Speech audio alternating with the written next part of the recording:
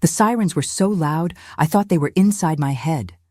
Red and blue lights painted our living room walls like some twisted carnival, and I stood there holding a manila folder full of receipts, bank statements, recorded conversations. My hands weren't shaking anymore. That's what 43 days of planning does to you. It burns the fear right out until all that's left is cold certainty. The officer was asking me something, but I couldn't hear him over the ringing in my ears and the sound of my husband's voice from 3 months ago, still echoing, "Stay with the dogs. You smell like them." That's when I knew. That's when everything crystallized. But I'm getting ahead of myself. Let me take you back to where this really started. To a Tuesday morning in Phoenix when I still believed in the man I'd married. 3 months earlier, I was standing in my kitchen making coffee, same as I'd done for 27 years.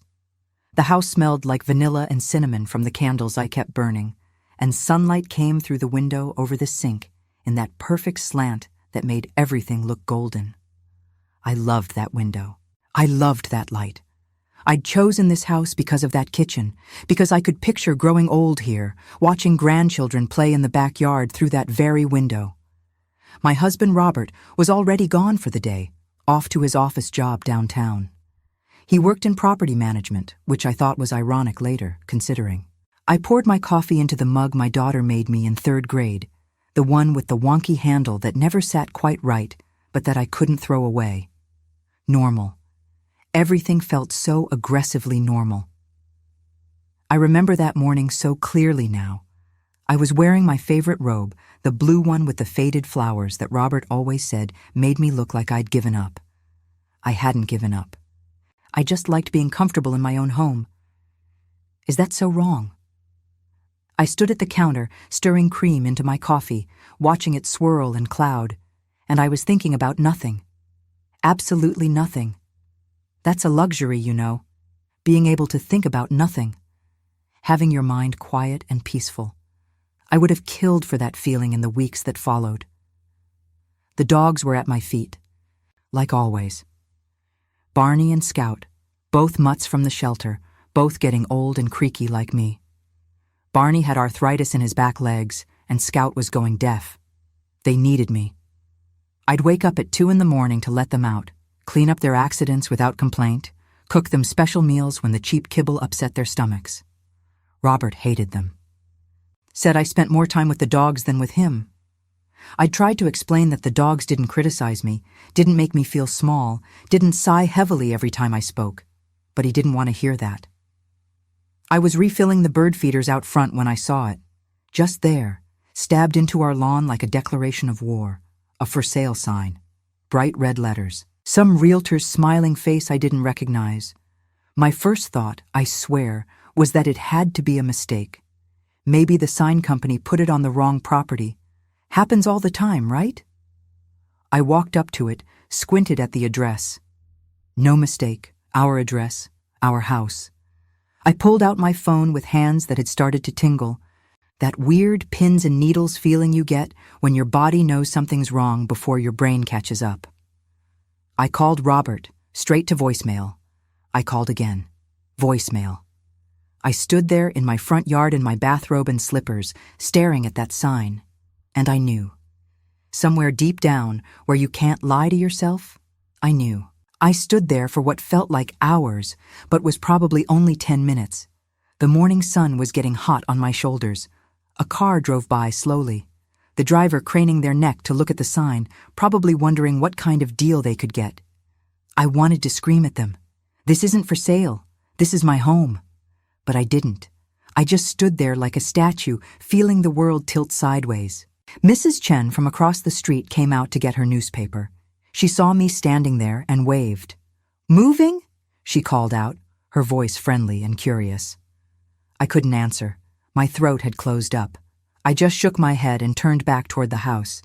I heard her say something else, but I was already walking away, my slippers scuffing against the concrete path Robert had laid 3 summers ago. I'd held the level while he poured. We'd laughed when some spilled on my shoes. When had we stopped laughing?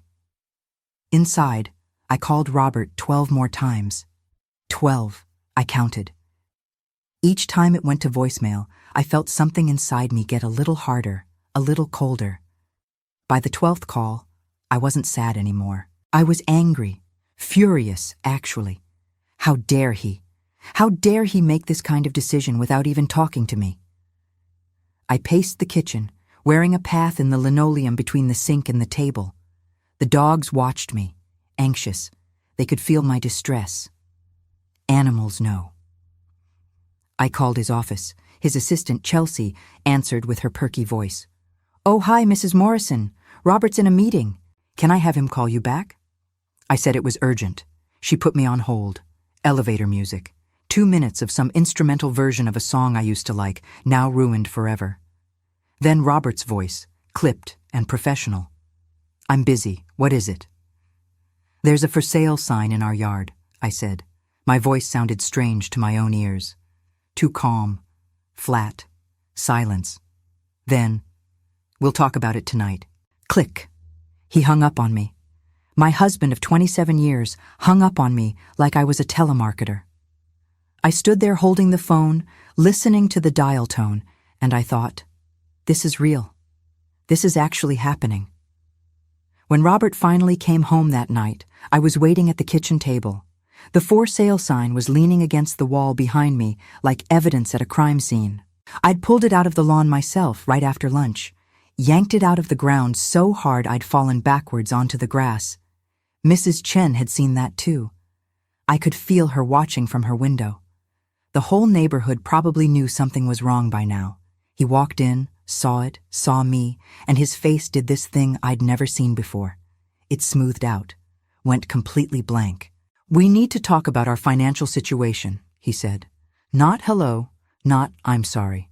Just that, like I was a business associate he needed to brief. He explained it so calmly, so reasonably. The market was good. We could make a profit. He'd already found a buyer. We'd split the money and I could find a nice apartment, something smaller, easier to maintain. "You're getting older," he said. "You don't need all this space." I remember the overhead light was flickering, and I kept thinking I should change the bulb, focusing on that instead of the fact that my husband had sold our home without telling me. "Split the money," I repeated. My voice sounded like it was coming from underwater. "Robert, this is our home." "It's an asset," he said. He was loosening his tie. Like this conversation was just another item to check off his daily to-do list. "We're asset-rich and cash-poor. This is basic financial planning." "Basic financial planning," I echoed. I do that sometimes when I'm in shock. Just repeat what people say, trying to make the words make sense. "When were you planning to mention this to me? Before or after the moving trucks showed up?" He sighed. That sigh. I'd heard it 1,000 times over the years, but that night it hit different.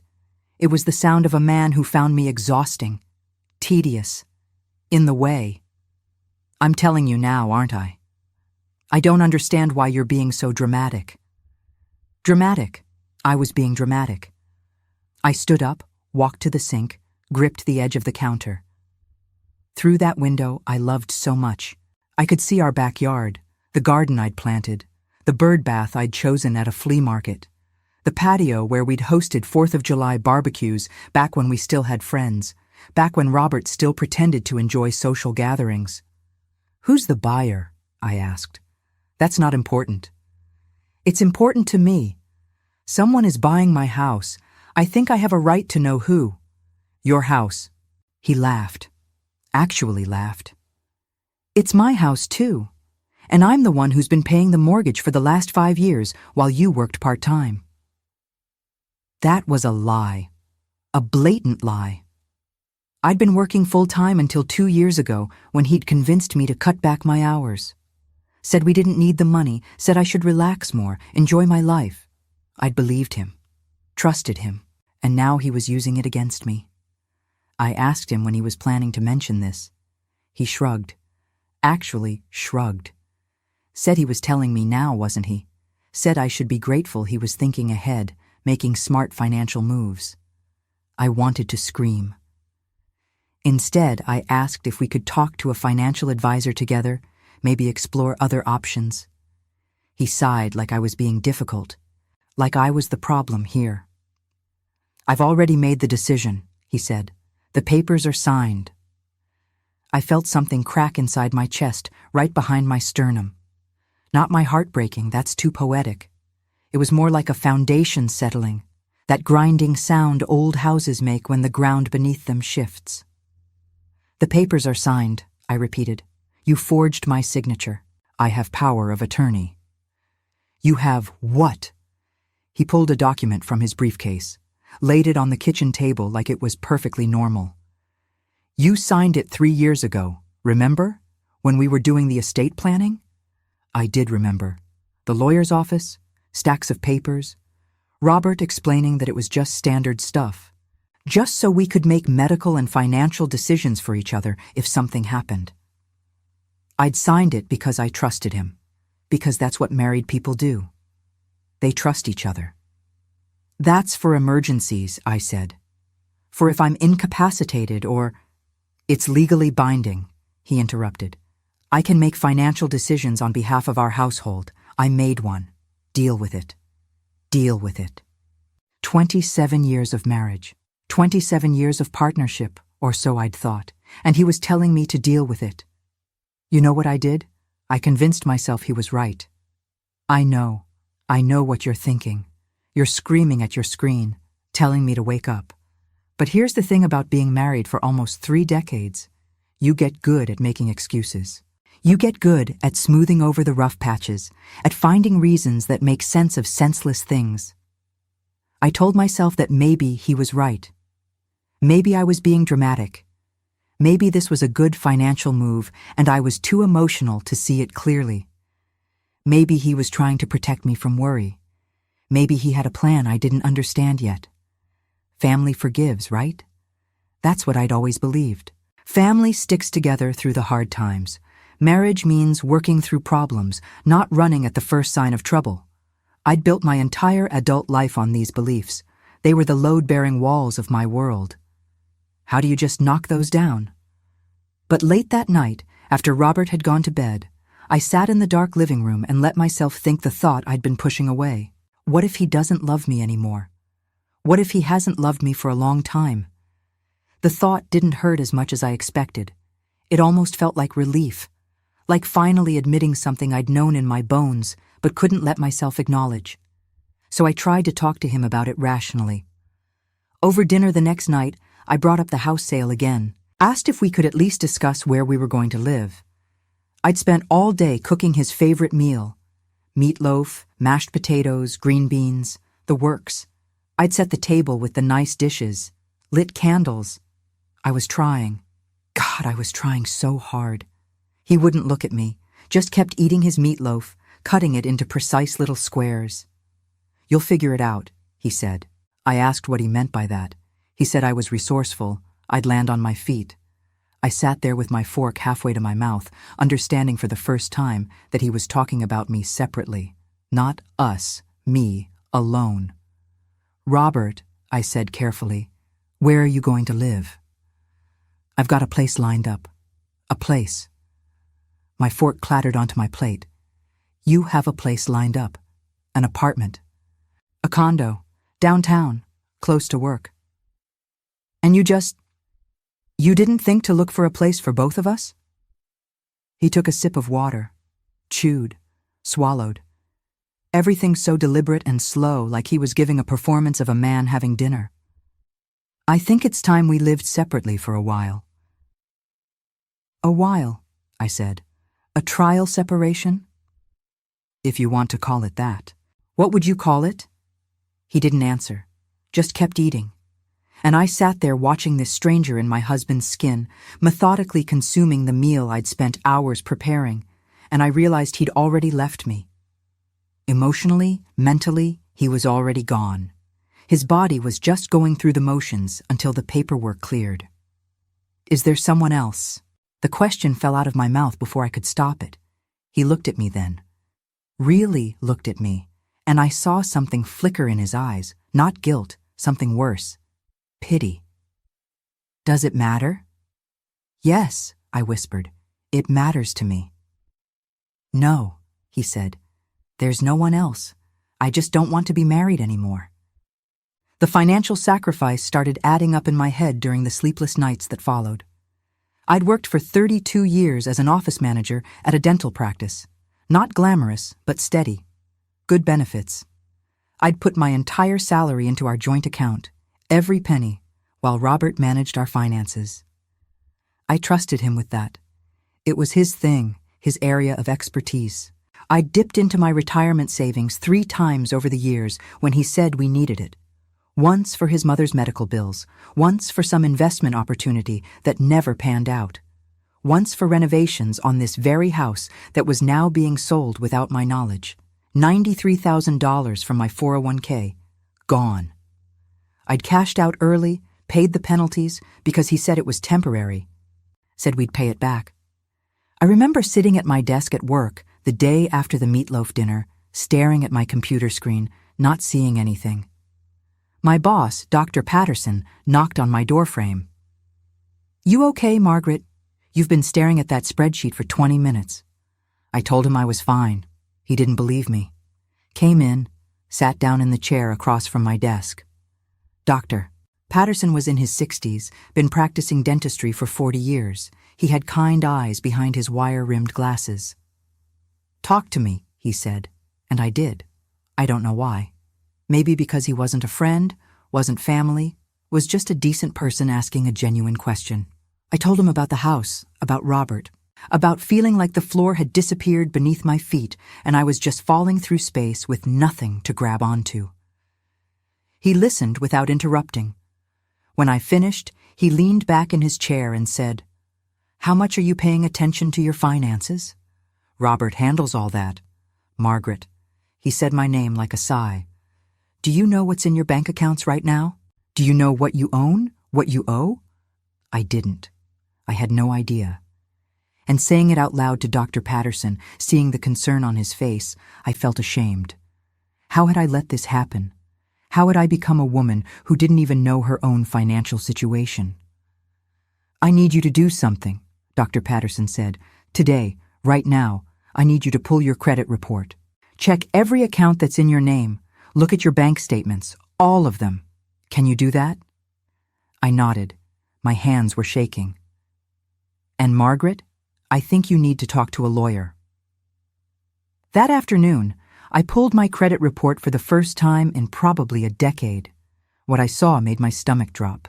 Credit cards I didn't know existed, maxed out, all in my name. Late payments, dings on my credit score. I was apparently $47,000 in debt. I'd had no idea.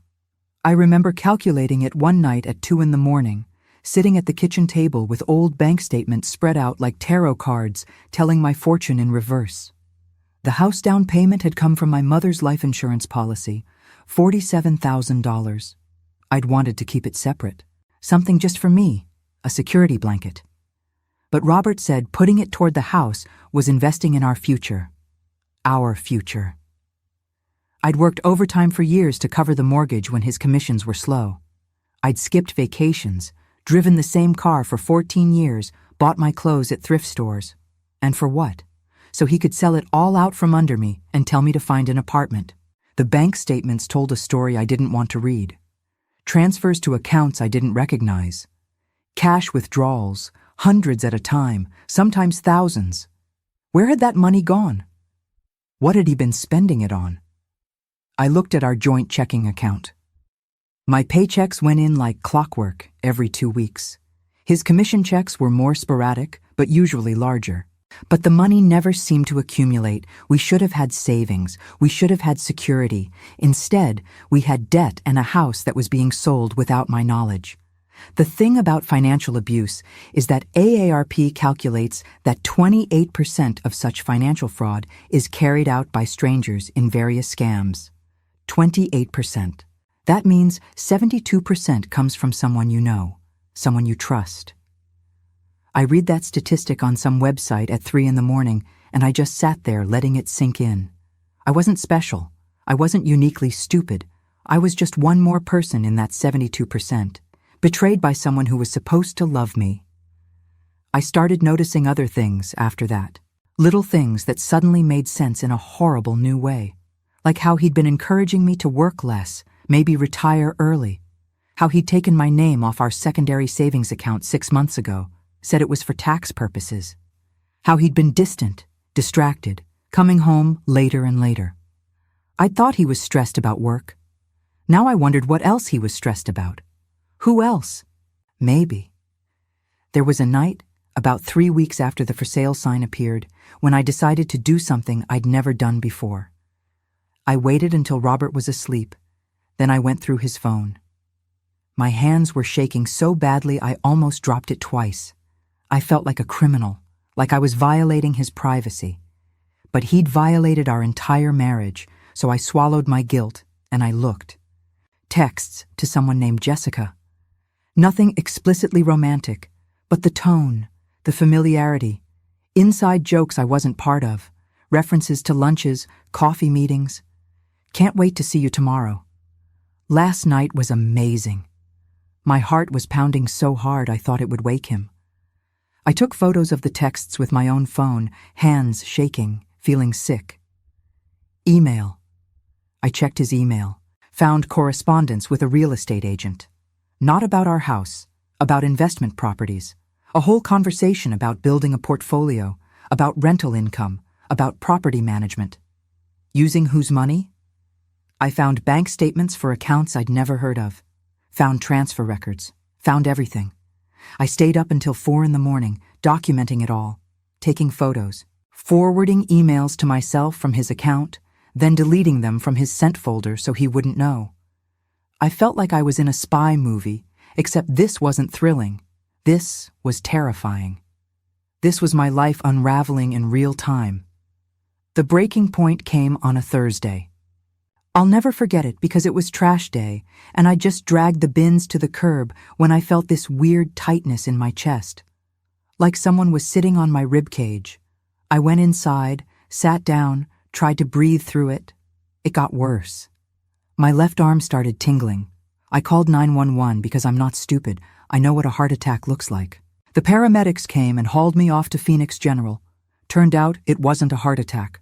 Panic attack, severe anxiety, exhaustion, malnutrition. Can you believe that? I'd stopped eating properly, too stressed to notice. The doctor, this young woman with kind eyes, sat on the edge of my hospital bed and asked me what was going on in my life. And I just broke, told her everything. The house, the money, the way my husband looked through me now like I was furniture he was planning to donate. She listened, really listened. Didn't check her watch or glance at the door like she had somewhere else to be. Just sat there and listened while I ugly cried and told her things I hadn't told anyone. When I finally ran out of words, she handed me a box of tissues and said something that changed everything. You've been running on empty for who knows how long. Your body is trying to tell you something. Maybe it's time to listen. She gave me pamphlets about elder financial abuse, support groups, legal resources. I stuffed them in my purse and didn't look at them for 3 days. Because looking at them would mean admitting this was real, that my marriage was that kind of marriage, that I was that kind of victim. The hospital social worker came to see me before I was discharged. Her name was Amanda, and she was probably in her 30s, with purple streaks in her dark hair and a direct way of talking that I found both intimidating and comforting. She pulled up a chair and sat down without asking permission. Your doctor is worried about you, she said. I'm worried about you. Are you safe at home? Was I safe? The question had never occurred to me. Robert had never hit me, never threatened me physically. But was I safe? I don't know, I said.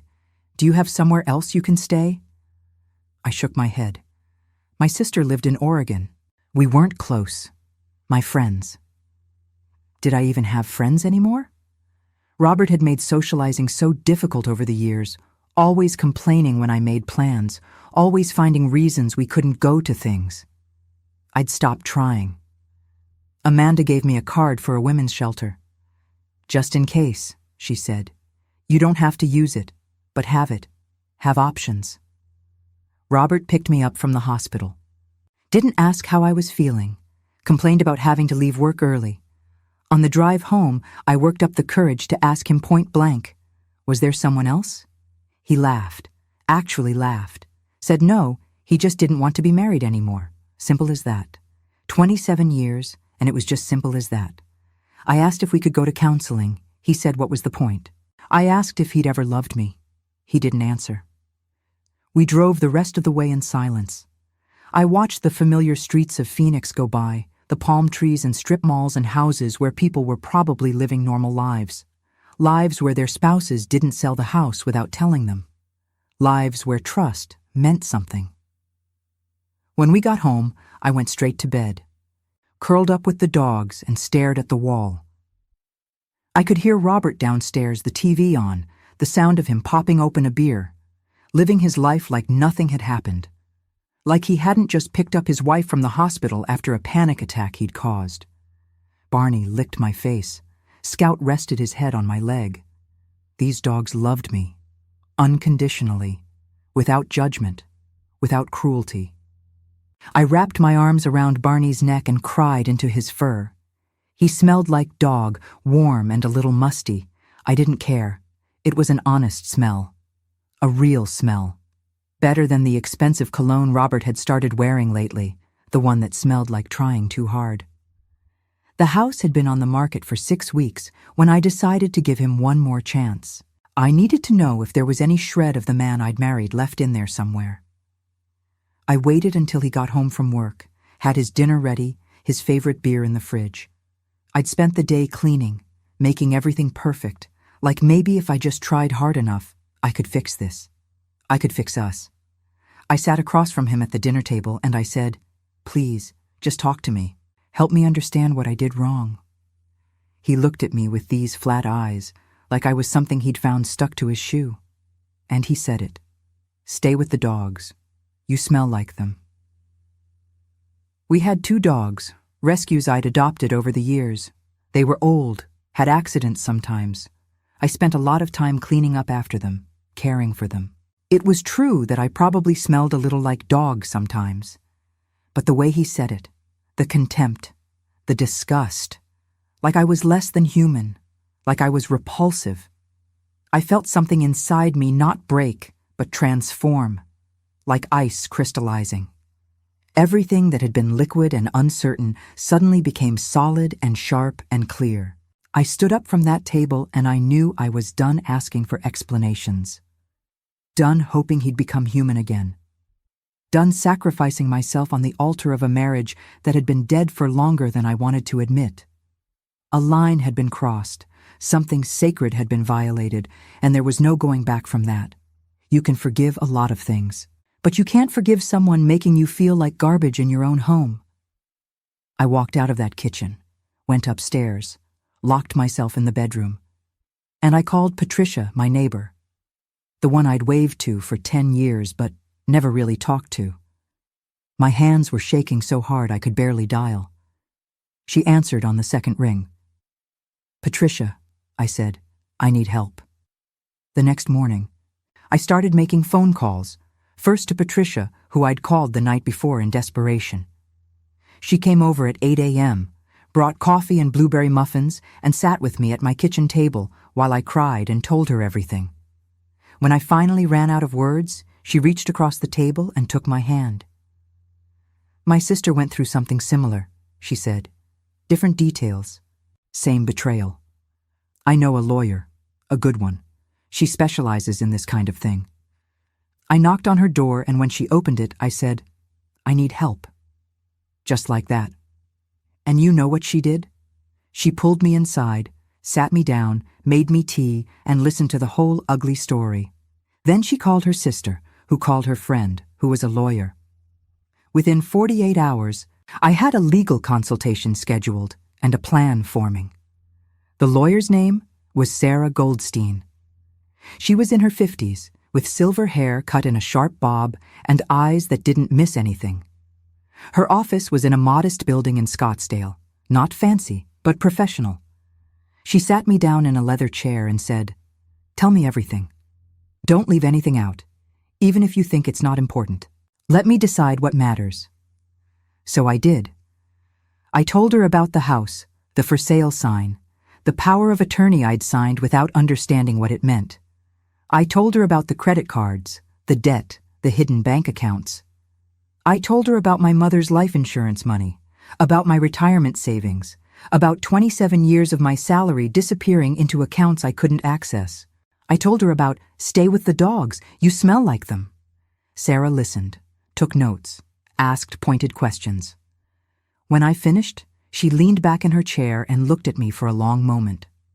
"Margaret," she said, "what you're describing is textbook financial abuse. It's also fraud, possibly forgery. And if he's been opening credit accounts in your name without your permission, that's identity theft." "Identity theft," I repeated. "But he's my husband." "That doesn't give him the right to steal from you." She tapped her pen on her notepad. "Here's what we're going to do. First, you're going to pull all your financial records, bank statements, credit card statements, loan documents, everything. I want to see a complete picture of your financial situation. Second, you're going to start documenting every interaction you have with him. Write it down, record it if Arizona law allows, which it does. Third, we're going to freeze your credit so he can't open any more accounts in your name. And fourth," she looked at me directly, "you need to decide if you're ready to fight." "I'm ready," I said. My voice didn't shake. Patricia introduced me to a whole network of women I'd never known existed. Women from our neighborhood, from the church I attended irregularly, from the community center where I sometimes volunteered. They rallied around me like I was family. They brought me casseroles. They offered me places to stay. They shared their own stories of betrayal and survival, and I realized how isolated I'd been, how Robert had slowly, systematically cut me off from potential support systems without me even noticing. He'd complained whenever I wanted to make plans with friends. He'd rolled his eyes at community events. He'd made me feel guilty for spending time away from home. Classic isolation tactics, the lawyer told me later. Classic abuse patterns.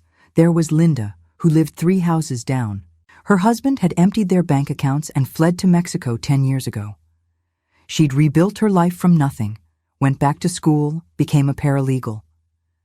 There was Joyce from church, whose husband had gambled away their retirement.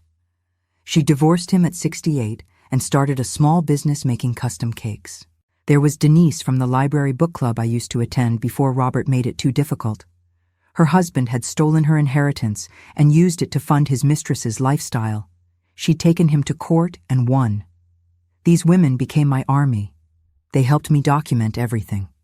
They encouraged me when I wanted to give up, when I felt ashamed for not seeing this coming. They reminded me that manipulation is a skill abusers perfect over years, that I wasn't stupid. I was human. And being human means trusting the people you love. That's not a weakness. That's what makes us capable of connection. The abuser is the one with the defect, not the victim. We met every Tuesday night at Patricia's house. She called it wine and wine, though none of us actually drank much. Mostly we drank tea and ate whatever someone had baked, and we talked about our marriages, our divorces, our recovery, about finances and lawyers and restraining orders, about rebuilding credit and finding apartments and learning to be alone without being lonely. "You're going to get through this," Linda told me one night. We were sitting on Patricia's back patio, watching the sun set over the Phoenix skyline. "I know it doesn't feel like it now, but you will. And on the other side, you're going to be stronger than you ever thought possible." I wanted to believe her. Some days I did. Other days I just felt tired. I started recording our conversations.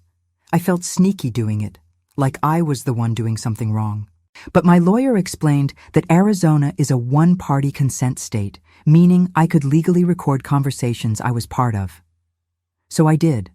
I had this little recorder in my pocket during every interaction. I documented every dismissive comment, every financial decision he made without consulting me, every time he tried to gaslight me about what I remembered or felt. It was exhausting, terrifying, but also clarifying. Hearing his voice played back, hearing the pattern of manipulation stripped of context and emotion, it was like seeing the Matrix code. Everything became obvious. There was one conversation I recorded that still makes my blood boil when I think about it. I asked him about the credit cards I'd found in my name, the $47,000 in debt I didn't know about.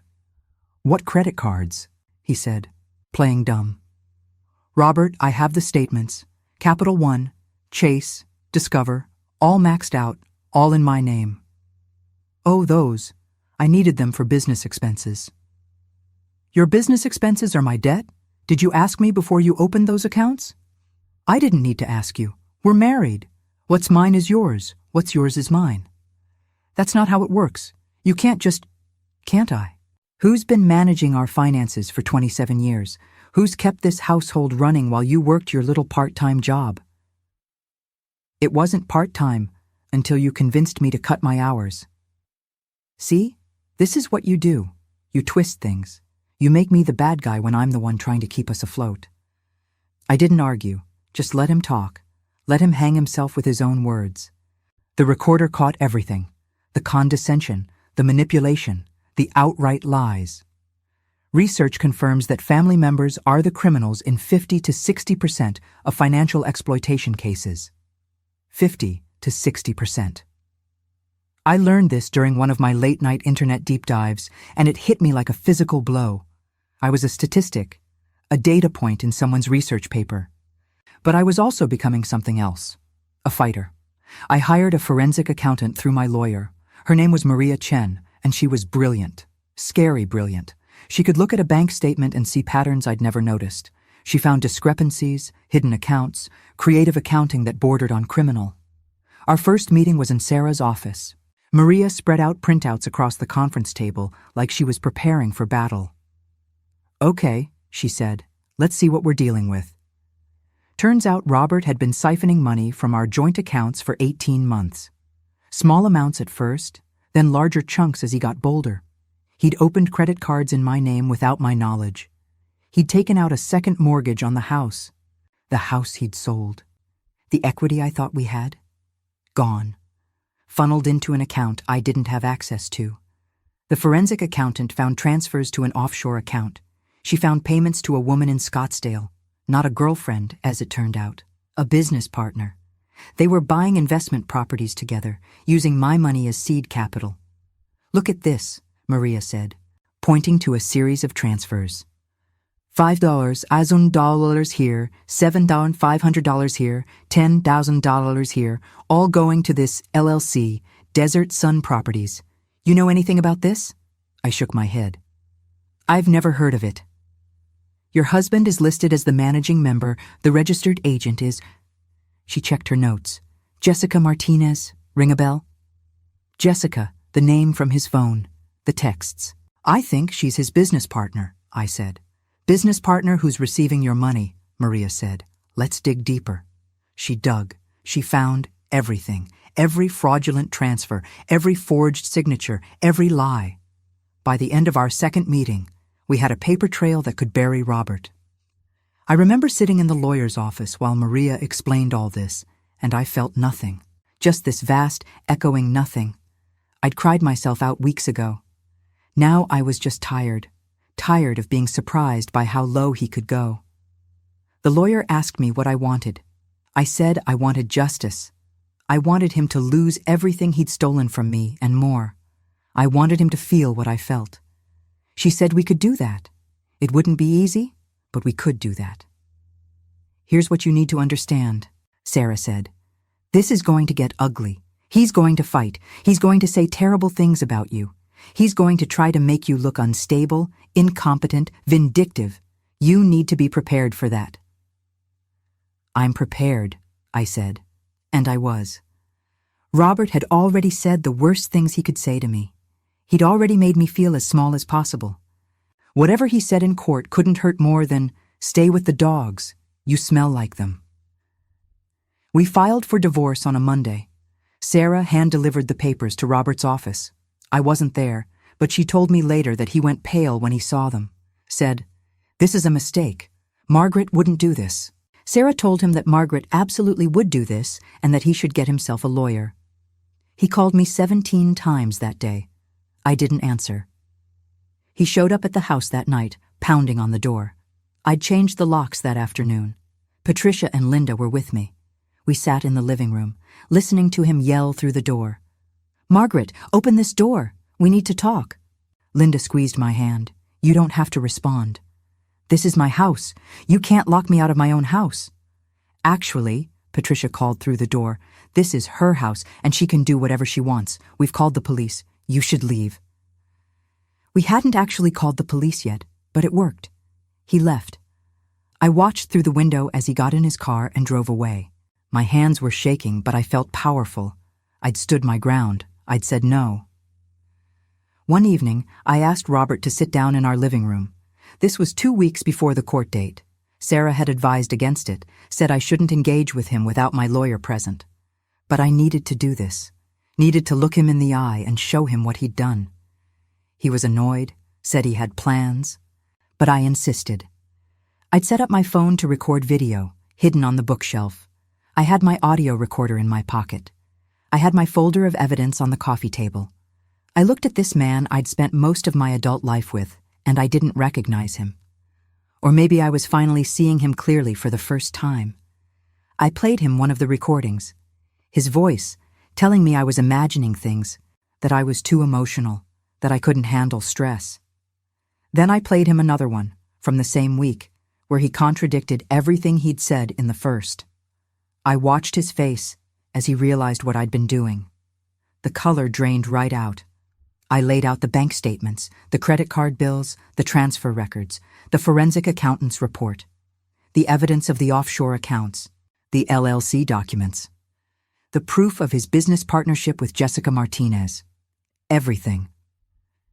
"Explain this," I said. My voice was steady, calm. I'd practiced this moment in my head 100 times. I asked him to explain. He tried to bluster at first, said it was none of my business, that I had no right to spy on him. I said actually, since it was my money he was stealing, I had every right.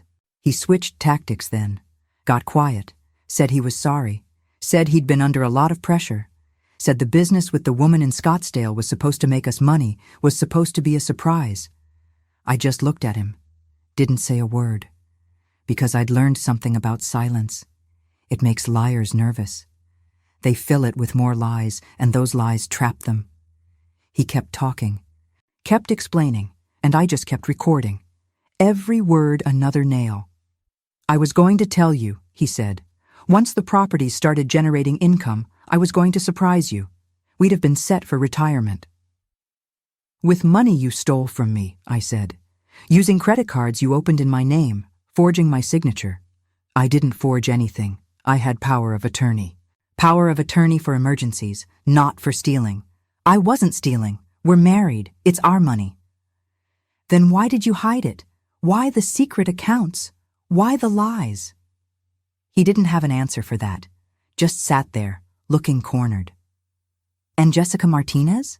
I asked. "Is she part of the surprise too?" His jaw tightened.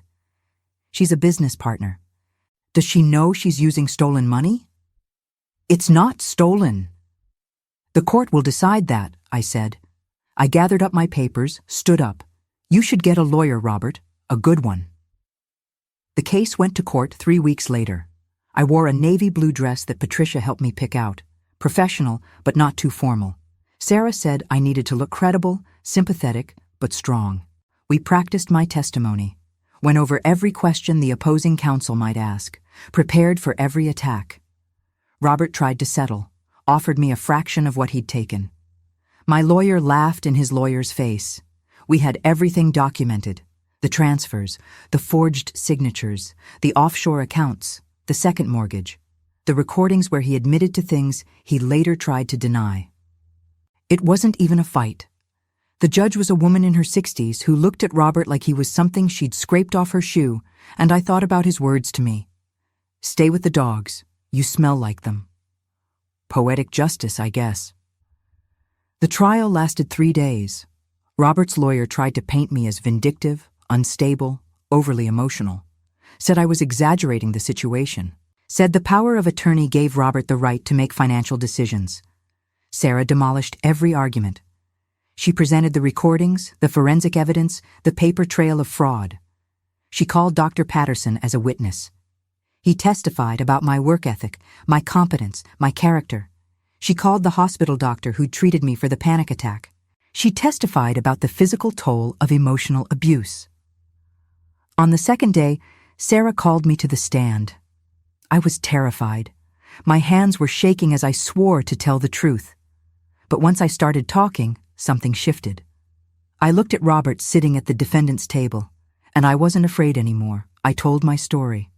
Our story. 27 years of marriage, the slow erosion of trust, the isolation, the financial manipulation, the contempt. Did your husband ever explain why he was selling the house without consulting you? Sarah asked. He said I was getting older and didn't need the space, I said. He said it was a smart financial move. He never mentioned that he'd already siphoned off most of the equity, that the house I thought we owned together was actually underwater because of the second mortgage he'd taken out without my knowledge. How did that make you feel? Betrayed, I said, like the last 27 years meant nothing.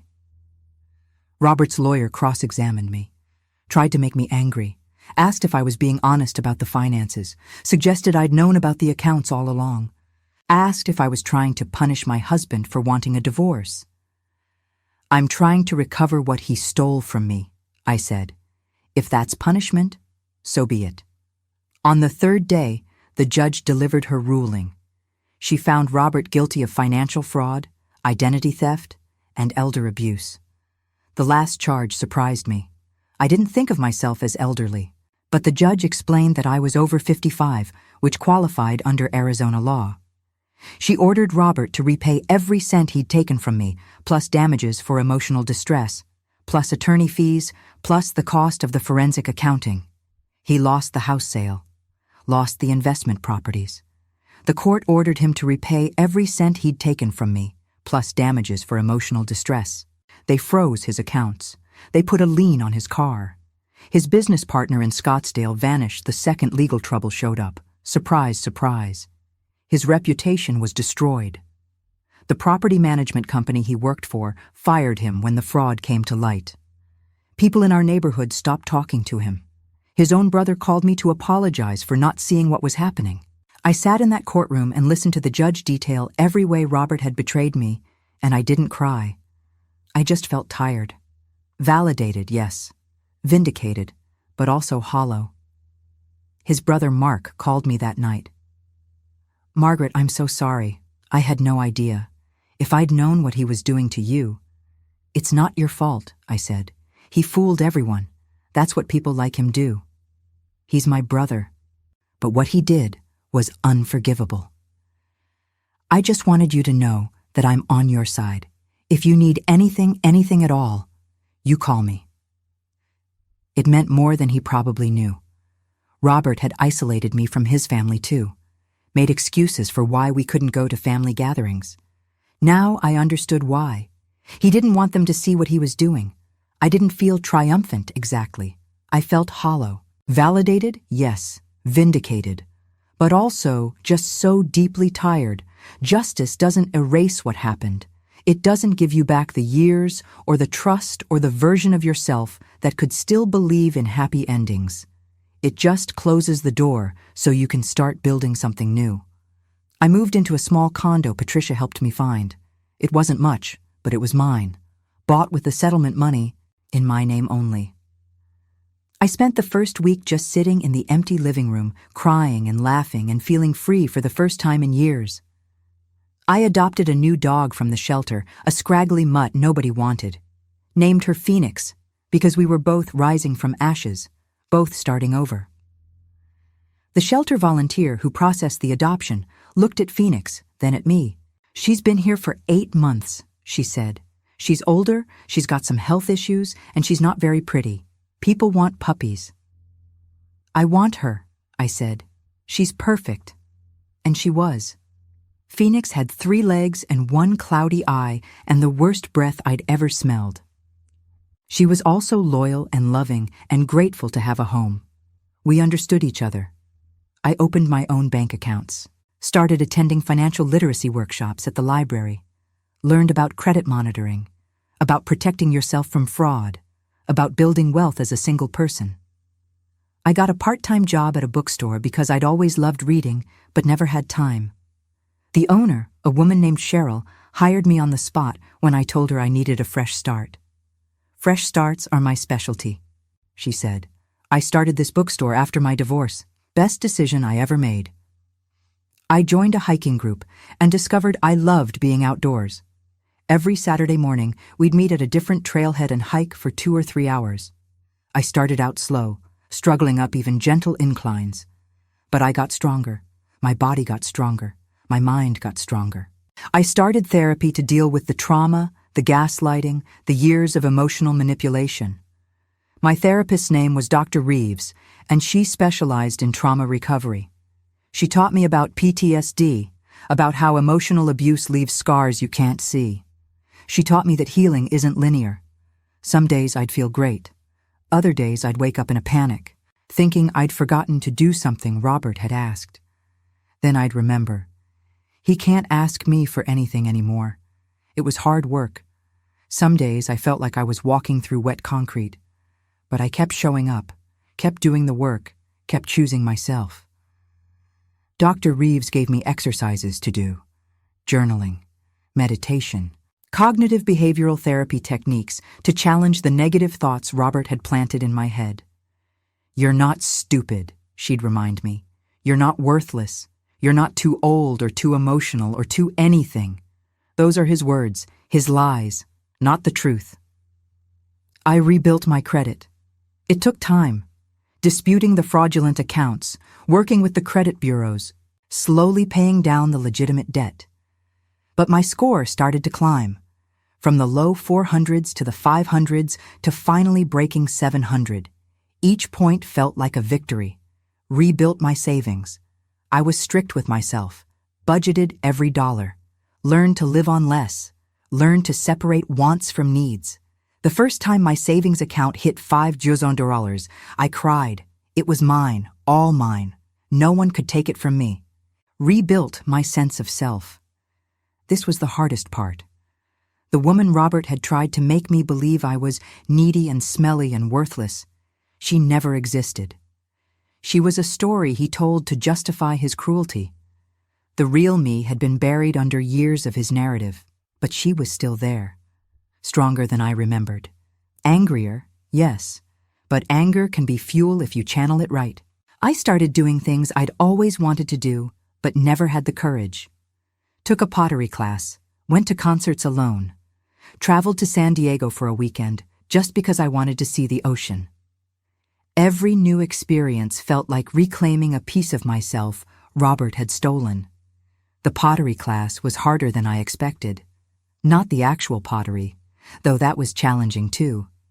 But being in a room full of strangers, introducing myself, existing in a space where nobody knew me as Robert's wife or Robert's victim.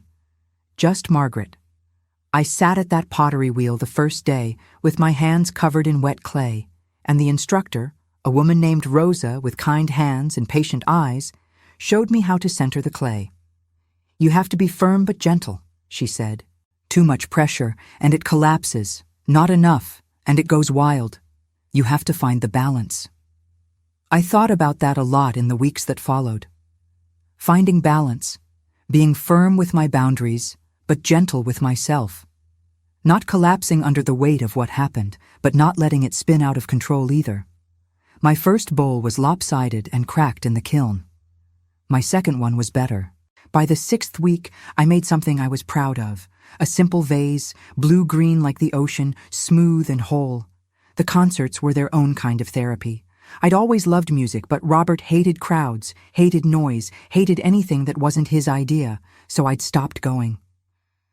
The first concert I went to alone was a folk singer at a small venue downtown. I stood in the back, feeling conspicuous and awkward. But then the music started, and I forgot to feel self-conscious. I forgot to worry about what I looked like or whether people were judging me. I just listened, just felt. When the singer performed a song about surviving heartbreak, I cried right there in the crowd, and nobody cared. We were all just humans, together, feeling things. That trip to San Diego changed something in me. I'd never traveled alone before, never made decisions about where to stay or what to eat or how to spend my day without consulting someone else. I drove there on a Friday morning, windows down, music loud, feeling terrified and exhilarated in equal measure. I stayed in a cheap motel near the beach, spent hours just walking on the sand, watching the waves, breathing salt air. I ate fish tacos from a food truck for dinner and ice cream for breakfast, and nobody told me I was doing it wrong. On the last night, I sat on the beach watching the sunset. The sky was doing that thing where it turns every shade of orange and pink and purple all at once, like the world is showing off. I thought about Robert, about what he was doing right now, if he ever thought about me, if he regretted what he'd done. And I realized something. It didn't matter. His regret or lack of it didn't change my reality. I was here. I was alive. I was free. That was enough. I met a woman on the beach that evening. She was probably in her 70s, walking with a cane but moving with purpose. She sat down near me, not too close but close enough to chat if we wanted to. We watched the sunset in companionable silence for a while. Then she said, "First time here?" "First time alone," I said. She nodded like she understood everything I wasn't saying. "Good for you. Alone is different from lonely. Took me 60 years to figure that out." We talked for an hour. She told me about her late husband, who died 5 years ago after 50 years of marriage. About learning to make decisions on her own, to trust her own judgment, to enjoy her own company. She told me about the trips she'd taken, the hobbies she'd picked up, the life she'd built in her widowhood. "I loved him," she said, "but I love myself too. And that's not selfish. That's survival." I thought about her words all the way home. I love myself too. Did I? I was learning to. Learning that self-love isn't narcissistic or indulgent. It's necessary. It's the foundation everything else is built on. Robert had tried to convince me I wasn't worthy of love, not even my own. He was wrong. The Tuesday night meetings at Patricia's house became the anchor of my week. Something to look forward to. A space where I didn't have to pretend to be okay when I wasn't. We were all at different stages of recovery. Linda was years out from her trauma and served as proof that survival was possible. Joyce was still in the thick of her divorce, raw and angry and scared. Denise was somewhere in the middle, building her new life, but still dealing with the emotional fallout. And then there was me, trying to figure out which stage I was in, which version of grief I was experiencing today. Because it was grief, I realized. I was grieving the marriage I thought I had, the man I thought I married, the future I'd imagined. Just because it was based on lies didn't make the grief less real. One Tuesday, a new woman joined us. Her name was Carol, and she was in her early 60s, recently retired, recently separated. She sat in Patricia's living room looking shell-shocked, holding a cup of tea she wasn't drinking, and I saw myself 6 months earlier. The same confusion, the same shame, the same desperate need to understand how this had happened. She told us her story, 40 years of marriage. Her husband had announced he was leaving her for someone else, someone younger. He'd been having an affair for 3 years, 3 years of lying, of pretending, of making her feel crazy when she suspected something was wrong. He'd drained their retirement account to fund his affair, bought his girlfriend expensive gifts with money that was supposed to be their nest egg. Now Carol was facing retirement alone, broke, trying to figure out how to survive on Social Security. "I feel so stupid," she whispered. "How did I not see it? 40 years, and I didn't know who I was married to." I reached across the circle and took her hand. "You're not stupid. You're human. And you trusted someone who didn't deserve your trust. That's on him, not you." She looked at me with tears streaming down her face. "Does it get better?" I wanted to tell her yes. It gets completely better. You'll be fine. You'll forget all about this.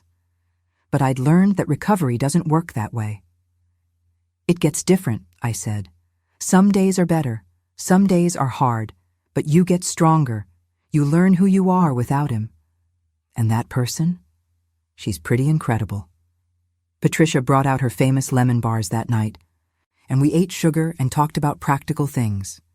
How to build credit, where to find affordable apartments, which lawyers were worth the money, how to tell your family, how to deal with people who said you should forgive him, should try harder, should remember your vows, how to stand firm in your decision even when the world tells you you're being vindictive or bitter or unreasonable. You know what I learned? Denise said. She was on her third lemon bar, not caring about calories or carbs or any of the rules we'd all internalized about how women should eat. The people who tell you to forgive and forget, they're usually the ones who've never been through anything like this. It's easy to be magnanimous about someone else's trauma. We all nodded. We'd all heard it. Family members who thought we were being too harsh.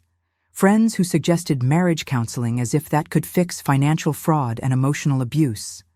Well-meaning acquaintances who said things like, marriage is hard work, as if we hadn't been working, hadn't been trying, hadn't been breaking ourselves trying to make it work. My own mother told me I should give him another chance, Joyce said. Can you believe that? My mother, after everything I told her he'd done. She said marriage is forever, that I made vows. What did you say? Carol asked. I said he broke the vows first when he gambled away our retirement, when he lied to my face for years, when he chose his addiction over his family. I said I kept my vows until it became clear he never intended to keep his. And then I said I had to go because I was done explaining myself to people who weren't listening. Good for you, Linda said. Boundaries. That's what we're all learning here. How to set them, how to maintain them, how to stop apologizing for having them. I thought about boundaries a lot in those days. I'd never been good at them. Always put other people's needs first. Always smoothed things over, kept the peace, made myself smaller so others could be more comfortable. Robert had known that about me, had exploited it, had slowly expanded his territory while I slowly contracted mine until I was living in this tiny space, apologizing for taking up air. No more. I was learning to take up space, to say no without explanation, to prioritize my own well-being, to stop setting myself on fire to keep other people warm. The financial literacy workshops at the library were eye-opening. I'd thought I was reasonably informed about money, but I realized how much I didn't know, how much I'd let Robert handle because he seemed more confident, more knowledgeable. The workshops covered everything from reading credit reports to investing to understanding tax implications. I took notes like I was back in school, asked questions, made friends with other people who were also trying to educate themselves. The instructor, a financial advisor named Marcus, was patient and non-judgmental. He never made anyone feel stupid for not knowing something.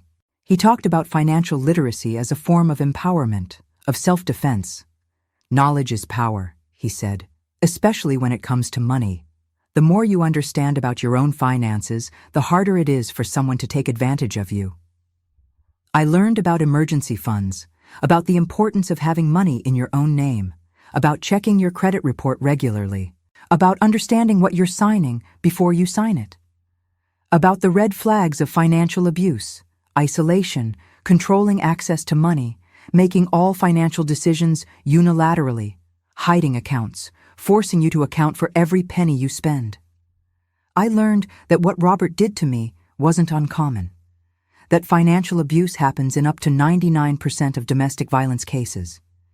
That economic control is one of the most powerful tools abusers use to keep their victims trapped. That leaving an abusive relationship is dangerous, not just physically, but economically, because so many victims have been systematically prevented from building financial independence. I sat in that library classroom with a dozen other people, mostly women, mostly older, all of us rebuilding our financial lives, and I felt less alone. We were all starting over, some because of divorce, some because of widowhood, some because they'd finally escaped abusive situations. All of us determined to never be that vulnerable again. The bookstore job was perfect for me. Cheryl, the owner, became not just my boss, but my friend. She'd been through her own divorce 10 years earlier, had used her settlement to buy the bookstore, had built a life she loved from the ruins of her marriage. She taught me about running a small business, about finding joy in work, about creating community. "Books saved my life," she told me one day. We were unpacking a shipment of new releases, the smell of fresh paper filling the small back room. When everything else was falling apart, I could lose myself in a story. Remember that life could be different, that happy endings existed, even if mine looked different than I'd imagined. I understood that. I'd always been a reader, but I'd stopped during the worst years with Robert, too stressed to concentrate, too exhausted to stay awake, too anxious to sit still. Now I was rediscovering that love, reading voraciously, memoirs of survival, fiction about resilience, self-help books about trauma recovery, poetry that made me cry and laugh and feel less alone. I started recommending books to customers, found that I was good at matching people with stories they needed. The woman going through chemo got books about hope and healing. The teenager struggling with identity got coming-of-age stories about finding yourself. The elderly man who'd lost his wife got gentle books about grief and memory. The young couple planning their wedding got, well, I made sure to include at least one book about healthy relationships and communication. One day a woman came in looking lost. She was probably my age, well-dressed, put together on the outside, but you could see the cracks if you looked close enough. She wandered the aisles for 20 minutes, picking up books and putting them down, not really seeing them. I approached her gently. "Can I help you find something?" She looked at me, and her eyes filled with tears. "I don't know what I'm looking for." "That's okay," I said. "Sometimes we don't know until we find it. Are you looking for fiction or nonfiction?" "Something that will help me understand." She paused. "Why people hurt the people they're supposed to love." My heart ached for her. I knew that confusion, that desperate need to make sense of senseless cruelty.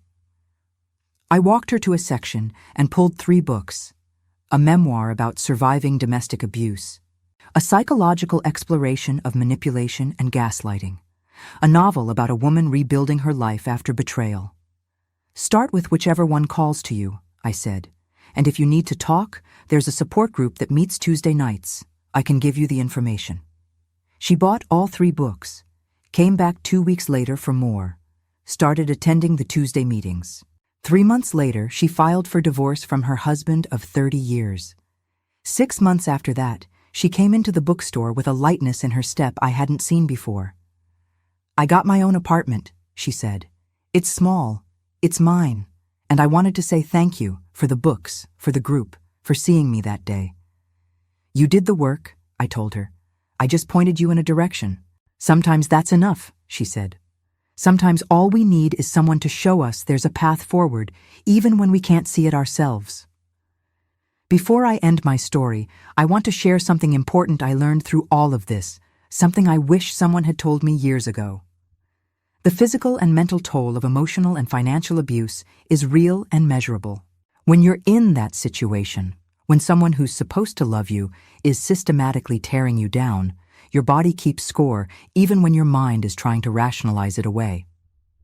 I ended up in the hospital with what I thought was a heart attack. It was my body's way of screaming what my mind wouldn't let me say: "This is killing you." The stress of emotional abuse causes real physical damage. Your cortisol levels stay elevated, which weakens your immune system. You can develop heart problems, digestive issues, chronic pain. Your sleep patterns get disrupted, which affects everything from your memory to your ability to regulate emotions. I was malnourished because I'd stopped eating properly, too anxious to notice hunger. I'd lost weight I couldn't afford to lose. My hair was falling out. I had tension headaches every single day. And I'd normalized all of it, told myself it was just aging, just stress, just life. I looked back at photos of myself from that time, and I barely recognized the woman staring back. Hollow eyes, tight smile, shoulders hunched like I was trying to make myself smaller. That wasn't me. That was what he'd made me. The mental health impacts are even more insidious. Gaslighting, which is what Robert was doing when he made me doubt my own memory and perception, it literally changes your brain.